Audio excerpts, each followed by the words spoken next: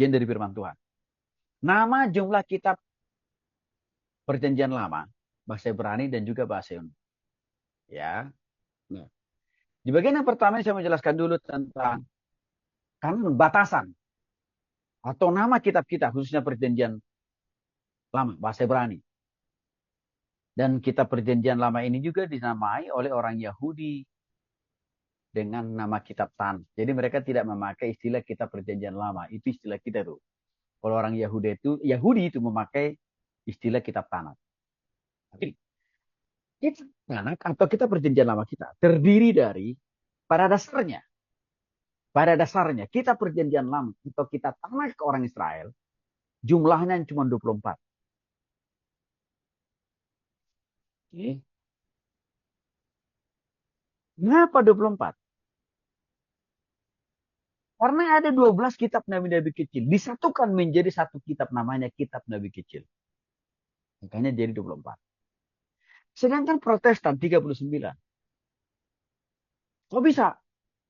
Karena ya 24 kitab yang dicatat oleh kitab Tanakh itu diakui, diterima menjadi kitab PLK. Tapi juga ada pengembangan. Bukan penambahan ya, pengembangan. Nama kitab nabi-nabi kecil yang 12 tadi.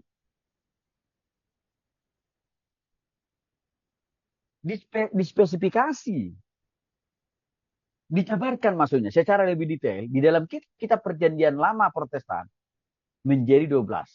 Artinya apa? Tidak disatukan menjadi satu kitab, yaitu tadi kalau Tanakh kan menyatukannya menjadi kitab nabi kecil itu disatukan menjadi cukup satu aja namanya kitab nabi kecil. Sedangkan Protestan, Katolik, Kristen Ortodoks menjabarkannya kitab nabi kecil itu satu persatu. Maka ada namanya kitab Yoel dan lain sebagainya. Itu makanya menjadi 39 kitab PL-nya Protestan. Ya. Dan juga sebenarnya ya Katolik dan Kristen Ortodoks. Ya, kitab PL-nya 46. Kristen Ortodoks 51. Kok bisa? Sama tadi. Kitab Tanakh yang 24 dari Kejadian, ya. Itu tetap masuk di dalam kitab Katolik juga. Sama seperti Protestan. Ya. Kitab Tanakh itu dijadikan menjadi dasar dari kitab PR-nya Kristen Ortodoks. Ya. Ditambah tadi, bukan ditambah, ada dengan pengembangan spesifikasi lebih jauh lagi, lebih detail, penjabaran dari 12 kitab nabi kecil. Baik di kitab Protestan menjadi 39, di kitab Katolik, dan juga di kitab Kristen Ortodoks. Namun, kenapa jadi 4 mem?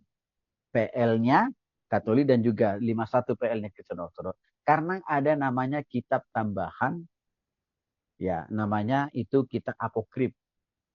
Ya nanti akan saya jelaskan lebih jauh. Gini. Nah, sekali lagi, kenapa perlu kita pahami komposisi atau susunan sistematika urutan daripada kitab perjanjian lama kita yang dimulai dengan kitab Tanakh? Satu, untuk menjaga kemurnian iman. Jadi gini, setelah pembuangan Israel ke Babel, karena ketidaktaatan mereka biasa, disiksa, dihukum, diganjar oleh Tuhan, disiplinkan oleh Tuhan. Ya, bangsa Yahudi perlu punya kitab yang jelas, yang terukur, yang memang benar-benar firman Tuhan. Ya, maka untuk itulah sebenarnya dirumuskan kitab PL itu, kitab Tanakh itu dimulai dari Kejadian dan seterusnya. Karena pada masa itu sudah muncul juga agama-agama suku. Artinya sudah muncul juga kitab-kitab keyakinan agama lain.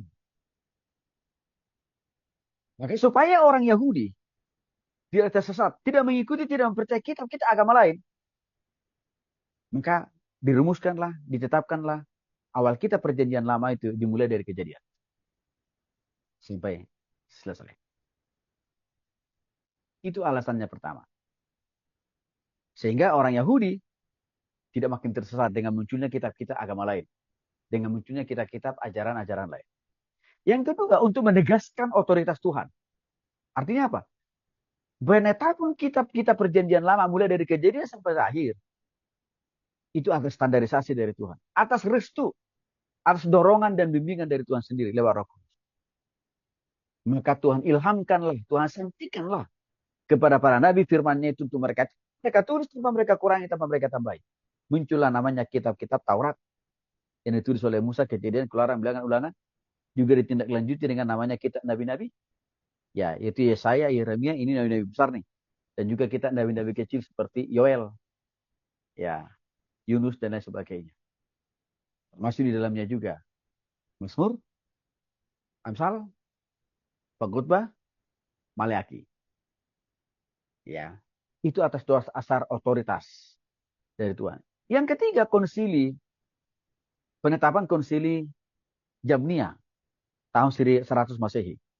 Artinya tokoh-tokoh agama Yahudi, rabi-rabi, pengajar-pengajar Yahudi, teolog-teolog Yahudi sudah menetapkan resmi, ya, dan menyetujui pentingnya memang dituliskan kitab-kitab kita itu. Firman Tuhan itu dalam kitab yang tersusun dengan sistematis, yang dimulai dengan kitab Kejadian sampai dengan akhir kitab Perjanjian Lama. Dan itu akhirnya dibagi kepada jemaat mula-mula, dibacakan, ya, dikhotbahkan dan diajar. Gimana kita lihat contoh, misalkan contoh pasal dan ayat Alkitab, penetapan kitab Musa, Ulangan pasal 31 ayat 24 sampai 26. Musa memerintahkan